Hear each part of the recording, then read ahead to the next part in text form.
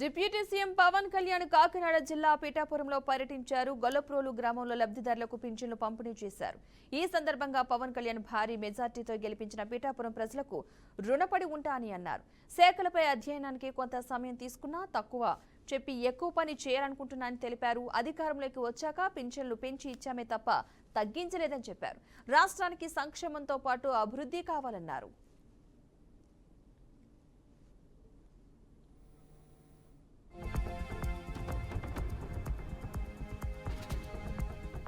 రోజు నేను పంచాయతీరాజ్ శాఖ లెక్కలు చూస్తూ ఉంటే అసలు అడ్డగోలుగా నిధుల్ని అటు ఎటులిపినే తెలియట్లేదు.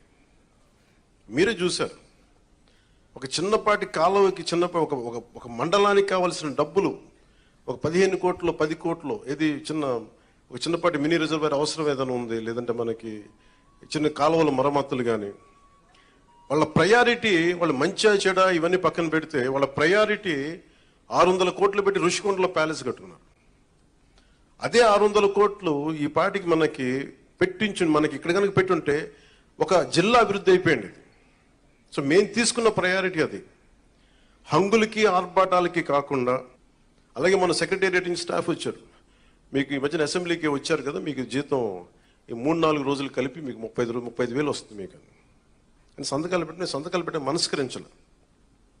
నేనేమనుకున్నాను, జీతం తీసుకొని పని చేద్దాం అనుకుంటే యాక్చువల్గా లోపలికి వెళ్ళి పంచాయతీ నిధులను చూస్తూ ఉంటే డబ్బులు లేవు. పంచాయతీ శాఖలు ఎన్ని వేల కోట్ల అప్పులు ఉన్నాయో తెలియట్లా.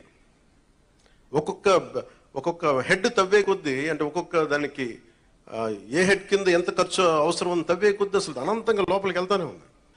నేను అద్భుతాలు చేస్తాం అని చెప్పట్లే, కానీ మీకు జవాబుదారీతనం ప్రభుత్వం ఉన్నట్టుగా చెప్తాం. ఈ రోజున చేయగలిగేది చేసి చూపించాం. ఈ రోజున ఇక నాకు పిఠాపురాన్ని నేను మీకు మాటిస్తున్నాను, భారతదేశంలో అత్యంత మోడల్ నియోజకవర్గంగా చెయ్యాలి అని ఒక ఆకాంక్ష ఉంది. ఎందుకంటే పెద్ద పెద్ద పరిశ్రమలు రావాలి, ఇక్కడ కాలుష్యం లేని పరిశ్రమలు ముఖ్యంగా రావాలి, అవన్నీ తీసుకురావాలి. ఇక్కడ నుంచి విదేశాలకు ఎవరికైనా ట్రైనింగ్ వెళ్ళాలంటే విదేశాలకి ఇక్కడ ట్రైనింగ్ ఇప్పించి రకరకాల వృత్తి కోర్సుల ద్వారా కొంతమంది పంపించాలి. ఇక్కడి నుంచి చాలా విభిన్నమైన ఎక్స్పర్ట్స్తో మాట్లాడుతాను, వాళ్ళందరికీ ఇక్కడికి రావాలి, తీసుకొస్తాను.